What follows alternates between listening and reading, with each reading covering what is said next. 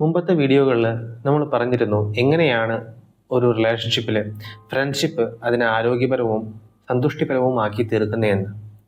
നമുക്ക് ഒരു ഉദാഹരണത്തിലൂടെ ഒരു ആരോഗ്യപരമായിട്ടുള്ള ഫ്രണ്ട്ഷിപ്പ് എങ്ങനെയാണ് ഒരു മാരിറ്റൽ റിലേഷൻഷിപ്പിൽ ഫങ്ഷൻ ചെയ്യുന്നതെന്ന് മനസ്സിലാക്കാനായിട്ട് ശ്രമിക്കാം. ശ്യാമും മേഘനയും കുറേ നാളുകളായിട്ട് ഏകദേശം 4 വർഷമായിട്ട് മാരീഡാണ്.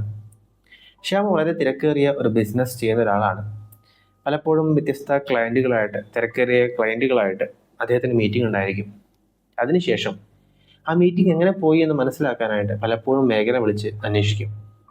അതുപോലെ തന്നെ മേഘനയ്ക്ക് പലപ്പോഴും ഡോക്ടേഴ്സായിട്ട് രോഗപ്രശ്നങ്ങളും മറ്റുമായിട്ട് കാണേണ്ടി വരുന്ന സമയത്ത് ശ്യാമിന് കൂടെ പോകാൻ സാധിക്കാതിരുന്നു കഴിഞ്ഞാൽ മേഘന ഡോക്ടറെ കഴിഞ്ഞ് ഇറങ്ങിയതിന് തൊട്ട് പിന്നാലെ ശ്യാമ വിളിച്ച് ആ ഡോക്ടറായിട്ടുള്ള കൂടിക്കാഴ്ച എങ്ങനെയുണ്ടായിരുന്നു അതിൻ്റെ കാര്യങ്ങളൊക്കെ അറിയാനായിട്ട് ശ്രമിക്കും. അതുപോലെ തന്നെ ശ്യാമിന് ചിക്കൻ കറി വളരെ ഇഷ്ടമാണെന്ന് മേഘനയ്ക്കറിയാം. ശ്യാം ആഗ്രഹിക്കുന്ന രീതിയിൽ മസാലയൊക്കെ കുറച്ച് നന്നായിട്ടിട്ടുള്ള രീതിയിലാണ് ശ്യാമിന് പലപ്പോഴും മേഘന ഭക്ഷണം വെച്ച് കൊടുക്കാറ്.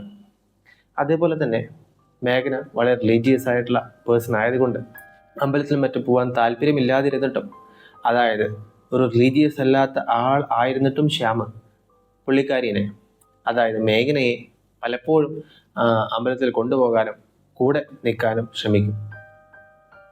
ഇത്തരത്തിൽ രണ്ടുപേരുടെയും ആവശ്യങ്ങളും ആഗ്രഹങ്ങളും ഇഷ്ടങ്ങളും ഒക്കെ വളരെ ആഴത്തിൽ മനസ്സിലാക്കിയിട്ടുണ്ടായിരിക്കും രണ്ടുപേരും. ശ്യാമിനും മേഘനയ്ക്കും രണ്ടുപേരുടെയും ആഗ്രഹങ്ങളെയും ഇഷ്ടങ്ങളെയും കുറിച്ച് നല്ല ബോധമുണ്ട്. ആ ബോധത്തിനനുസരിച്ചിട്ട് നന്നായി പെരുമാറാനായിട്ട് രണ്ടുപേർക്കും സാധിക്കുന്നത് ഈ എക്സാമ്പിളിൽ നിങ്ങൾക്ക് കാണാവുന്നതാണ്. സോ അതുകൊണ്ട് വളരെ ഇൻറ്റിമേറ്റ് ആയിട്ടുള്ള ഒരു ഫ്രണ്ട്ഷിപ്പ് ഒരു രണ്ടുപേരും മുന്നോട്ട് കൊണ്ടുപോകുന്നുണ്ട്. അത് തന്നെയാണ് ഇവരുടെ ആരോഗ്യപരമായിട്ടുള്ളതും സാറ്റിസ്ഫാക്ടറി ആയിട്ടുള്ള ആ മാരിറ്റൽ റിലേഷൻഷിപ്പിന് കാരണമായിരിക്കുന്നത്.